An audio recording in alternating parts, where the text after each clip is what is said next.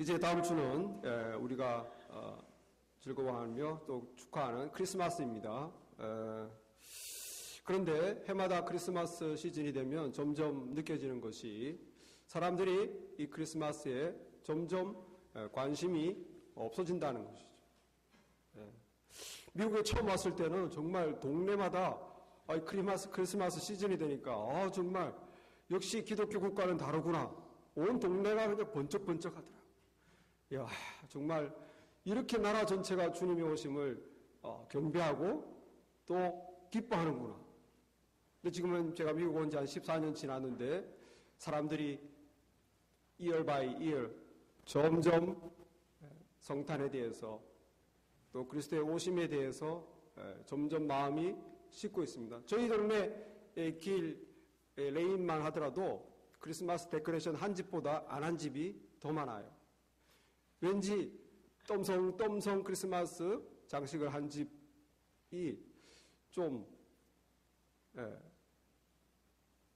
부족해 보이고 너무 열세니까 점점 해를 걷어갈수록 마음이 그러한 장식을 보고 푸근해지는 것이 아니라 꺼져가는 촛불을 보듯이 우리의 마음이 점점 가라앉고 있습니다.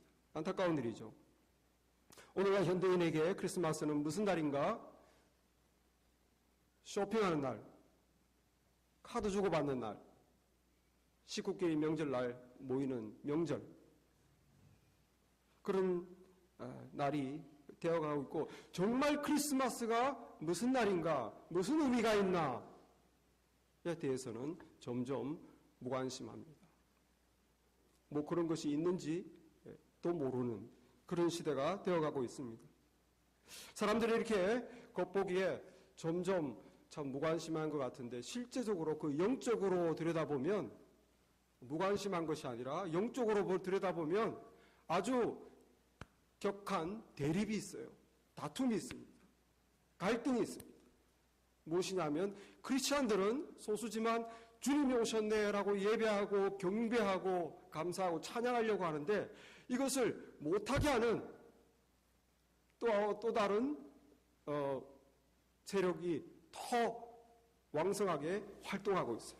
그래서 예수 그리스도를 비난하고 그것을 예배하는 성도들이 못하도록 하고 표현을 못하도록 하는 크리스마스 전쟁이 사실 영적인 전쟁이 매년 벌어지고 있습니다.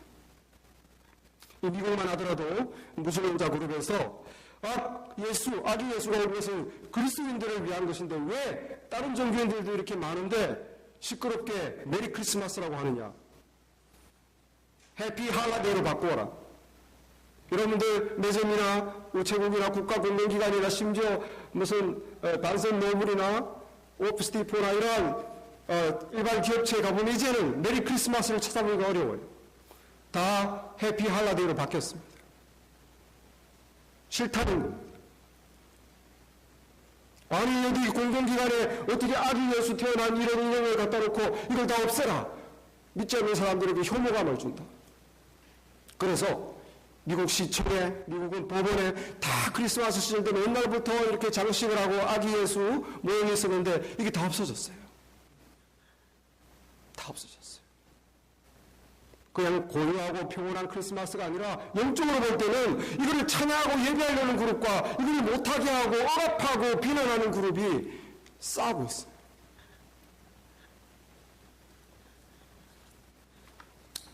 (2013년 6월에) 텍사스에는 메리 크리스마스 법이 생겼습니다. 이것은 텍사스 안에 있는 공립학교에서는 메리 크리스마스라고 해도 법적으로 소송되지 않도록 보호해주는 법이에요.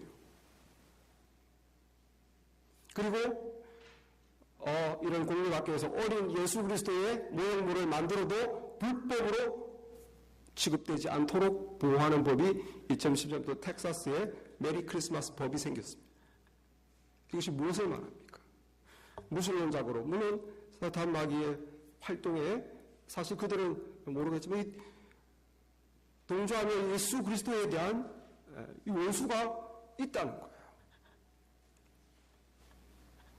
캘리포니아 산타모니카에 가보면 시에서 운영하는 펠리세이드라는 공원이 있습니다. 60년 동안 이 공원에는 크리스마스 때가 되면 아기 예수의 모형물을 만들어 놓고 축하하고 이걸 기념했는데 2011년부터 없어졌습니다. 왜? 한 무신론자가 법적으로 소송을 걸었어요.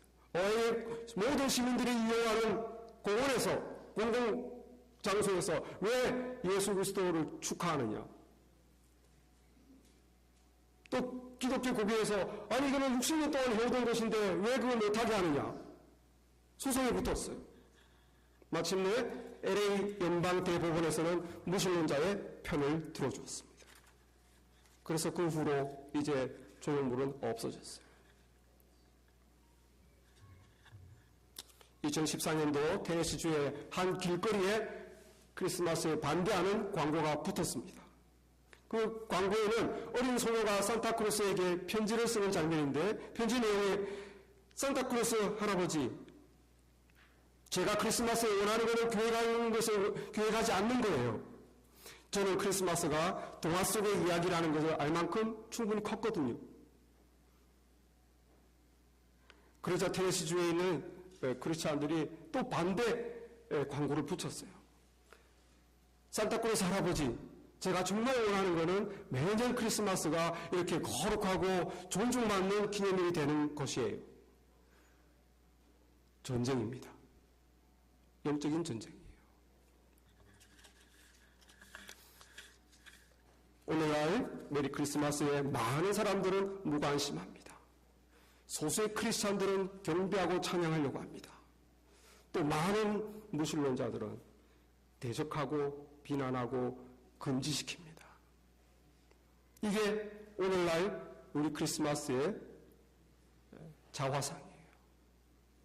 오늘 우리가 읽은 마태복음 2장 최초의 크리스마스를 장면을 보여줍니다. 최초의 크리스마스 장면에도 놀랍게도 무관심과 대적과 그리고 경배가 나와요. 오늘날 크리스마스와 똑같습니다.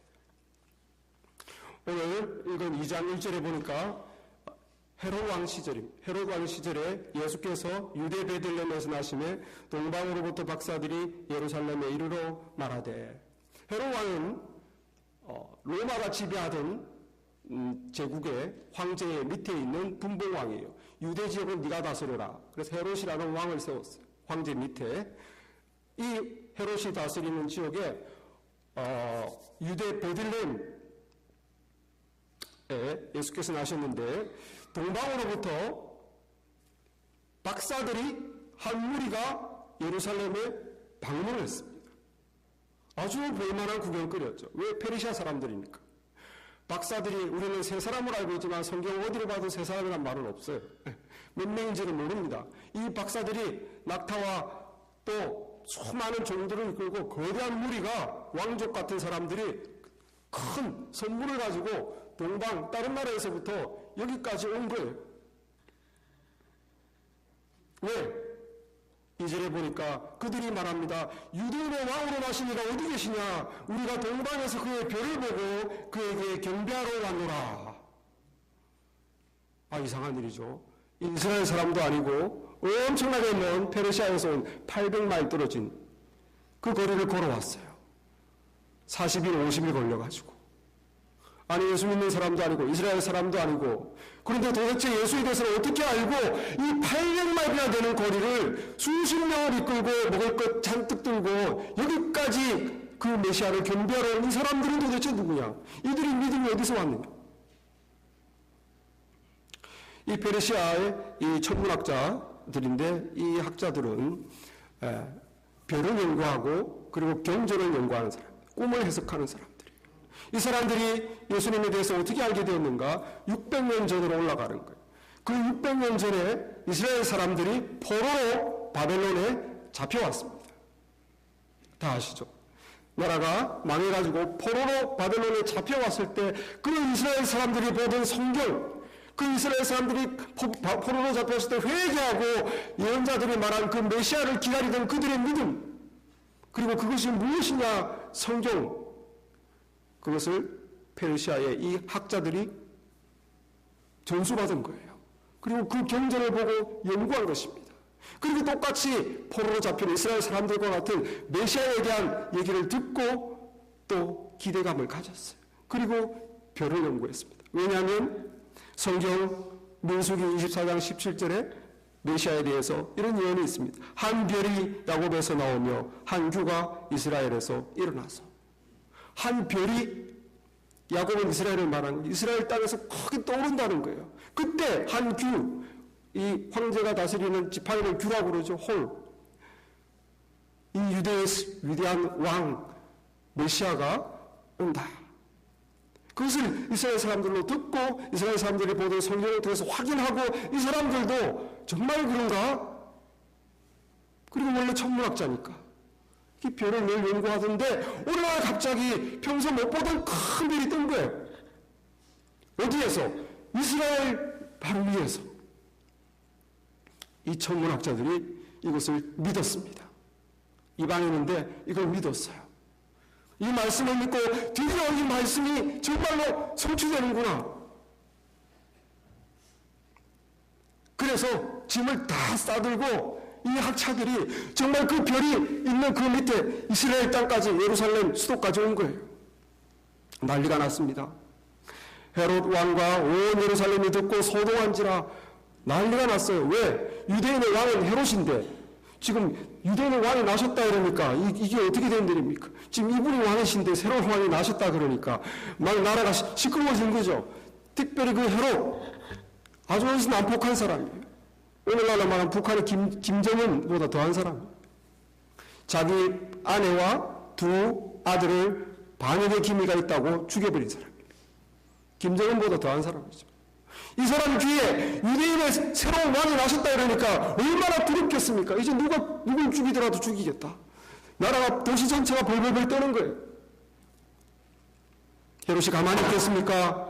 당장 대제사장과 백성의 서기관들을 모았습니다. 경전에 어디 메시아가 나온다고 써있느냐? 그러니 이 대제사장과 백성의 서기관들이 성경을 빠삭하잖아요. 그럼 미가의 예언을 말해주는 거예요. 예, 미가서에 보면 700년 전에 쓴 미가 선지자의 예언하기를 6절에 또 유대 땅 베들레헴아 너는 유대 고을 중에 가장 작지 아니하도다. 내게서 한 다스리는 자가 나와서 내 백성 이스라엘의 목자가 되리라 하였음이니이다. 그래? 베들레헴이야? 그래서 동방의 박사들 부릅니다. 여러분들 먼 길 오셨습니다. 제가 우리 제사장들에게 알아보니까 여러분들이 왕을 경배하러 오셨다고 그러는데 이 예루살렘이 아니고 베들레헴입니다. 6마일 떨어졌거든요. 베들레헴에 가시거든 그 아기께 경배하시고 그냥 가지 마시고 저에게 돌아오셔서 위치를 좀 알려주시면 저도 가서 경배하겠습니다. 그리고 이 동방의 박사들을 베들레헴 땅으로 보내는 거예요. 그쪽으로 가시라고. 그 박사들이 이게 웬 떡입니까? 대충 이 지역인 건 알겠는데 어딘지 모르겠는데 성경에 베들레헴이라고 예언됐다니까 믿고 베들레헴 쪽으로 가는데 그 별이 다시 나타났어요. 아마 한동안 별이 없어졌나 봐요.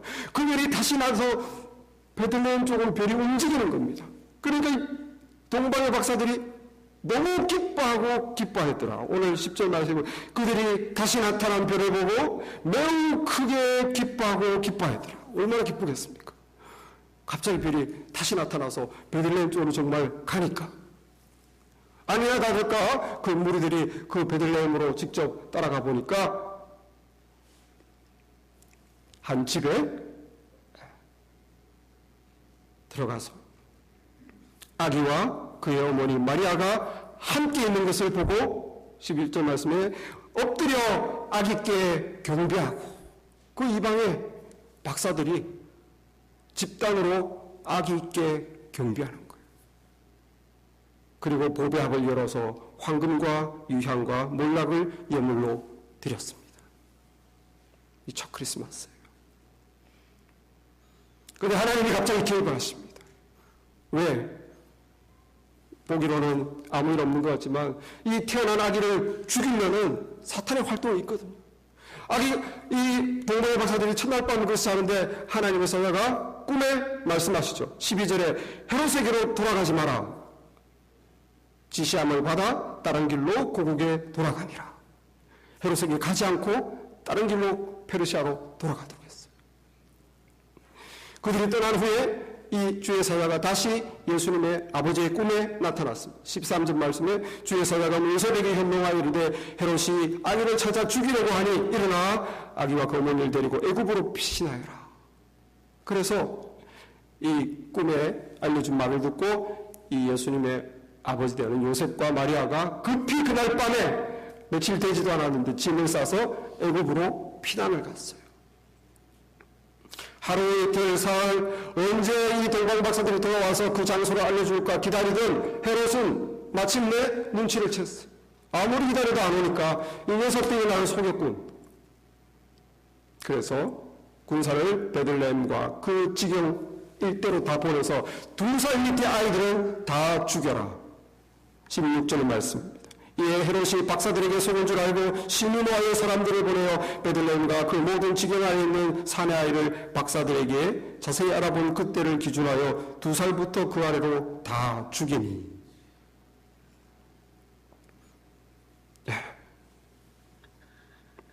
이것이 성경에 기록된 첫 크리스마스의 이야기예요. 그냥 공허한 밤, 평온한 밤이 아니라 무관심한 유대 종교 지도자들, 한편 이 예수를 죽이려는 난폭한 사탄의 기질을 담아 살인자요 속이는 자인 이 헤롯을 죽이려는 음모, 그리고 이 태어날 메시아를 살리시려는 하나님의 보호하심과 도우심, 이것이 첫날 밤에 있었습니다. 이 최초의 크리스마스 이야기가 아까 그 무신론자들의 공격하는 말처럼 정말 동화 속의 이야기일까요? 성경에 나오는 동화 이야기일까요? 성경에서 지어낸 얘기일까요? 1960년대에 많은 고고학의 발전으로 이스라엘 땅에 많은 고고학적 발굴이 있었습니다. 그때 헤롯의 궁전이 발견되었고 헤롯이 지었던 많은 건축물이 발견되었고 그 건축물에는 헤롯 대왕의 이름과 그가 한 일들이 기록되어 있습니다. 2008년도에는 헤롯 대왕의 무덤과 그의 시체를 넣었던 돌 석관이 발견되었어요. 여기 있는 기록들은 그냥 누가 지어낸 것이 아니고 역사적으로 반드시 일어났던 역사적 사건인 것을 믿으시기 바랍니다. 묻는 것이 아니라 받아들이시길 바랍니다. 이게 과학적인 증거가 있어요. 고고학적인 발견이 있습니다. 역사적으로 일어난 사건. 단순히 역사적으로 일어난 사건이 아니라 이것은 하나님께서 이러한 일이 있을 것이라고 600년 전에 700년 전에 당신의 선지자들에게 예언한 그대로 일어난 예언의 성취인 것을 믿으시기 바랍니다. 그냥 일어난 역사적인 사건은 많아요. 세월호 사건도 그냥 일어난 사건이고 지금 탄핵 사건도 그냥 일어난 사건이에요. 그러나 이것은 그냥 일어난 사건이 아니라 하나님께서 메시아가 오면 언제 어떻게 그가 어디로 피신할 것인지 다 알려준 그대로 일어난 것이죠. 1장 23절에 보라 처녀가 잉태하여 아들을 낳을 것이라고 이사야 선지자에 통해서 700년 전에 처녀가 잉태하여 아들을 낳을 것이라고 예언된 그대로 예수님이 처녀인 마리아의 몸으로 오셨습니다. 오늘 읽은 9절, 2장 6절 그대로 예수님이 유다 베들레헴에 날 것이라고 그랬는데 유다 베들레헴 지역에 나셨어요. 왜 베들레헴입니까? 다윗의 고향입니다. 다윗이 누구입니까? 고난과 영광의 왕, 이스라엘의 가장 위대한 왕, 그는 고난의 상징이요 영광의 상징이요 그의 실체는 나사렛 예수 그리스도인 줄 믿습니다. 베들레헴에서 나신 거예요. 베들레헴은 떡집이라는 뜻이죠. 예수님이 오셔서 뭐라고 했습니까? 나는 생명의 떡이다. 떡집에서 나셨어요. 그리고 그가 와서 애굽으로 피난할 것이 오늘 15절 말씀에 애굽으로부터 내 아들을 불렀다라는 이 예언의 말씀, 호세아 선지자를 통해 700년 전에 하신 말씀 그대로 예수님의 아버지와 어머니를 통해서 애굽으로 피신 갔다가 헤롯 왕이 죽을 때까지 거기에 피신해 있다가 다시 나사렛으로 돌아왔습니다. 이 예언이 성취됐어요. 뿐만 아니라 오늘 18절 말씀에 예루살렘 베들레헴 근처에 있는 라마 지역에 수많은 아이들이 살육될 것이 이미 예레미야 선지자를 통해서 600년 전에 예언되는데, 이 예언의 말씀 18절 말씀, 라마에서 슬퍼하며 크게 통곡하는 소리가 이르르니 라헬이 그 자식을 위하여 애곡하는 것이라. 이스라엘의 어머님을 상징하죠, 라헬. 이 아이들의 살육도 이미 선지자들을 통해서 600년 전에 예언된 것입니다. 이것이 우리에게 무엇을 말해줍니까? 나사렛 예수 그리스도는 그냥 이 세상에 오신 한 사람이 아니라 성경에 예언된 대로 하나님이 이 땅에 보내주시겠다고 예언한 그 메시아, 구원자 메시아인 것을 믿으시기 바랍니다. 예언의 성취로 오신 분인 것을 믿으시기 바랍니다. 주께서 이렇게 오셨지만, 예언의 성지자로 메시아께서 이곳에 오셨지만 세상의 반응은 달랐어요. 헤롯과 같이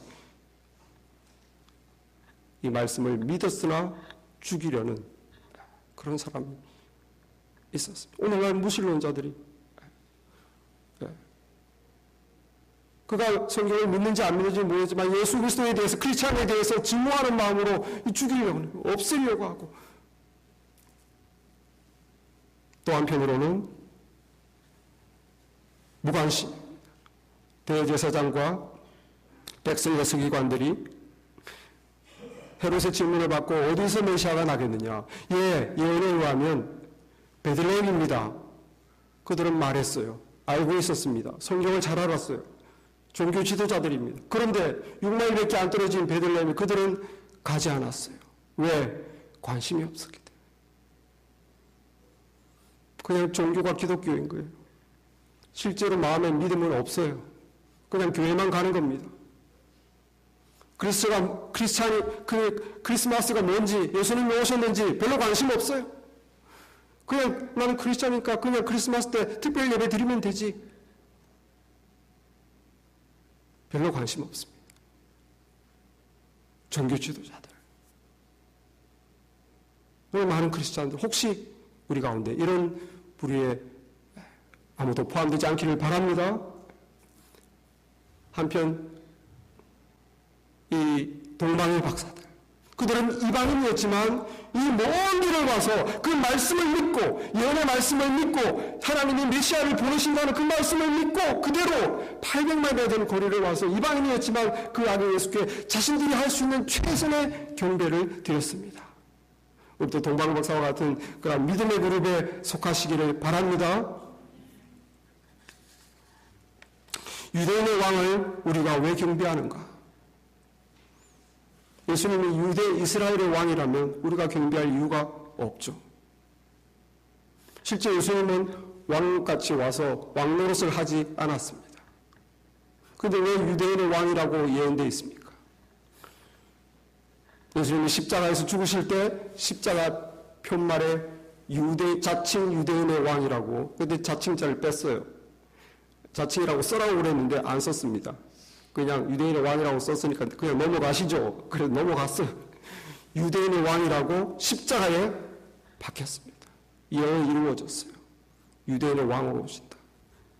그러나 예수님은 유대인의 왕이 아닙니다. 예수님은 온 인류의 왕이십니다. 왜냐하면 예수님은 온 인류를 창조하신 분이고, 이 창조된 온 인류를 죄 가운데서, 사망 가운데서, 멸망 가운데서 구원하기 위해서 자기 목숨을 들여서, 자기를 희생해서 이 피조세계를, 특별히 인간 영혼을 구원하신 구원자이기 때문에 온 인류의 구원자시고 온 인류의 왕이십니다. 빌립보서 2장 8절에는 장차, 지금은 크리스찬들만 이것을 인정하고 예배하지만 장차 모든 인간들이 이 사실을 알고 예수 그리스도께 무릎 꿇고 그를 주인으로 고백할 날이 올 것이라고 말씀하고 있습니다. 빌립보서 2장 8절에 보면, 그는 근본 하나님의 본체시나 자기를 비워서 사람의 모양으로 나타나사 자기를 낮추시고 죽기까지 복종하셨으니 곧 십자가에 죽으심이라. 이러므로 하나님이 그를 지극히 높여서 모든 이름 위에 뛰어난 이름을 주사 하늘에 있는 자들과 땅에 있는 자들과 땅 아래에 있는 자들로 모든 무릎을 예수의 이름에 꿇게 하시고 모든 입으로 예수를 주라 시인하며 하나님 아버지께 영광을 돌리게 하셨느니라. 언젠가 그날이 올 거예요. 인정했던 인정하지 않았던, 경배했던 경배하지 않았던 모든 인간들이 다 부활해서 예수 그리스도를 보고 그 앞에 무릎을 꿇고 주라고 고백할 날이 올 것입니다. 그렇게 하나님의 뜻이 이루어져 하나님의 영광이 드러날 날이 올 것입니다. 이번에 미국 대통령 선거에 도널드 트럼프와 함께 러닝메이트였던 이 마이크 펜스라는 인디애나 주지사, 정말 그의 믿음이 오늘날 주목받고 있습니다. 너무나 신실한 크리스찬이어서 그의 믿음이 주목받고 있는데, 러닝메이트로 그가 같이 하다가 이제 대통령이 트럼프가 당선되고 그가 부통령이 확정되었을 때 그의 취임 첫 마디가 이런 인사였습니다. 저는 지금 이곳에 매우 겸손하게 서 있습니다. 하나님의 놀라운 은혜에 감사합니다. 첫 마디가 하나님 앞에 겸손히 서 있고 하나님의 놀라운 은혜에 감사한다는 거예요. 사람에게 어떤 말을 하기 전에.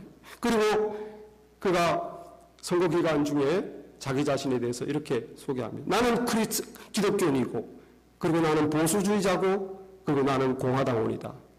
바로 이 순서대로다. 이 순서대로라는 거예요. 중요성이.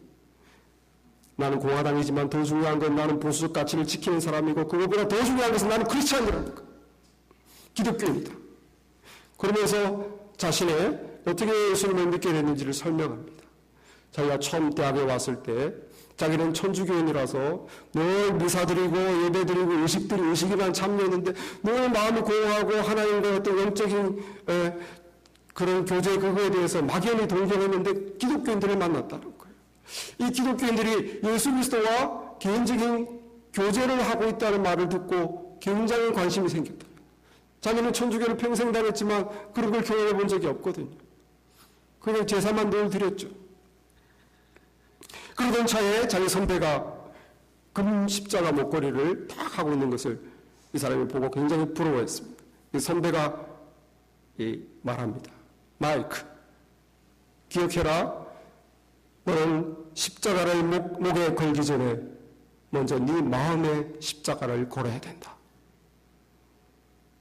그 말이 이 마이크 펜스에게 심령에 박혔어요. 그리고 얼마 지나지 않아서 켄터키에서 열린 찬양 집회에 참석했습니다. 찬양 집회에서 그는 복음의 메시지를 듣습니다. 우리 죄에서 구원하시기 위하여 예수님께서 우리를 위하여 죽으셨다. 그가 우리의 모든 죄의 형벌을 받으셨다. 그를 믿는 자마다 죄 사함을 얻는다. 구원의 복음의 메시지를 그가 들었을 때 그의 심령에 성령께서 감동하셨어요.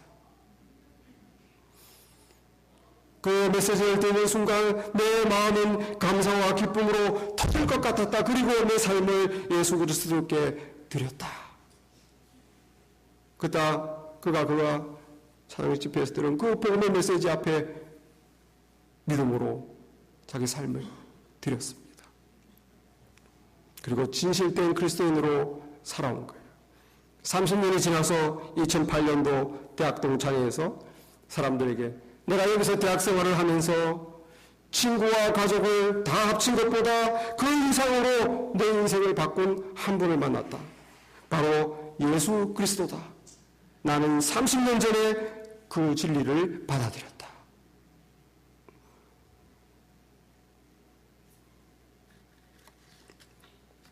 그는 이번 선거 기간 중에 한 번도 상대 후보를 비방하지 않은 것으로 굉장히 유명했습니다. 그의 이유에 대해서 그는 사람들에게 말합니다. 예수 그리스도는 죄인들을 구원하기 위해 오셨다. 나는 그 죄인들 중에 최악이다. 그렇습니다, 여러분. 예수님이 인류의 모든 죄인들을 구원하시기 위해서 그들을 대신해서 자기의 생명을 드리고 피 흘려 죽으신 것, 그것으로 우리는 예수님을 경배할 수 없습니다. 예수님은 인류의 구세주시다. 모든 죄인을 위해 자신을 십자가에서 자기의 피 흘리고 생명을 주셨다. 그것으로 우리는 예수님을 경배할 수 없어요. 나 같은 죄인을 위해 죽으셨다. 그 인류 안에 있는 나로, 내가 받은 은혜로 예수 그리스도로 인해서 내가 새로이 거듭났다. 내가 치러야 할 내 죄값을 주께서 그 생명으로 십자가에서 내 죄를 받아주시고 거룩한 하나님 앞에서 결코 설 수 없는 죄인 중에 가장 추악한 나 같은 자를 위해서 내가 죽어야 할 그 죽음을 그리스도께서 죽어주셨다.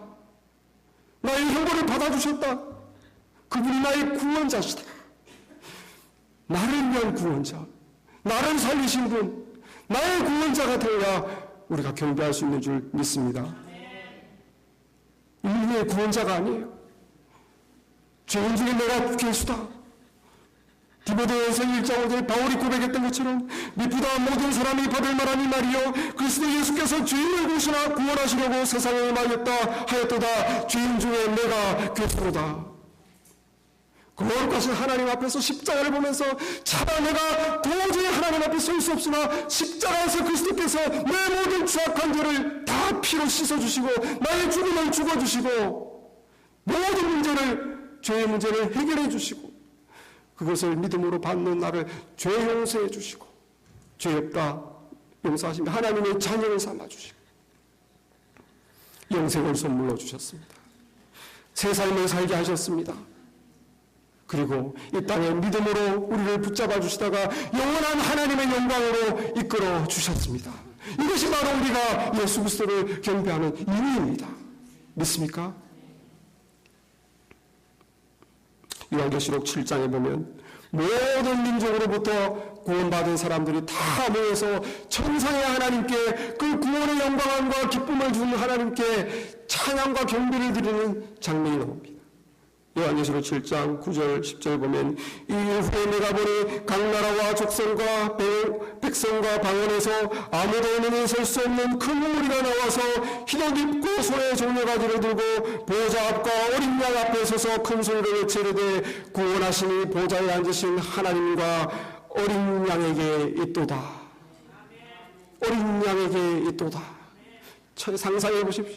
천상의 그 기쁨이 얼마나 크겠습니까? 구원이 완성되어서 그 기쁨과 영광을 마음껏 누리면서 정말 온몸에서 우러나오는 진정한 예배와 경배를 정말 분신의 힘을 다해서 경배를 드릴 때 어린 양 찬양하지 않을 수 없습니다. 왜? 내가 죽을 죽음을 나의 죄를 위해서 저 어린 양이 희생되었기 때문에 죄를 위해서 어린 양 희생됨으로 그 죄의 죄가 용서되듯이 나를 위해 죽어주신 그 어린 양으로 인하여 내가 이 천국에서 이와 같은 기쁨과 영광을 누리는 하나님의 자녀가 되었구나. 그것을 체험할 때 어떻게 예배하지 않았겠습니까? 그 어린 양을 어떻게 경배하지 않을 수 있겠습니까? 크리스마스가 무엇인가? 이 크리스마스에 정말 하나님 예수 그리스도의 그 구원의 은혜가 생생하게 선명하게 우리에게 깨달아지고 다가와서 장차 우리가 천국에서 드릴 그 예배를 그 경배를 그 감격을 이 크리스마스 시즌에 드리는 것이 그것이 바로 우리에게 크리스마스가 의미하는 바입니다. 이 은혜가 우리에게 있기를 바랍니다. 기도하겠습니다.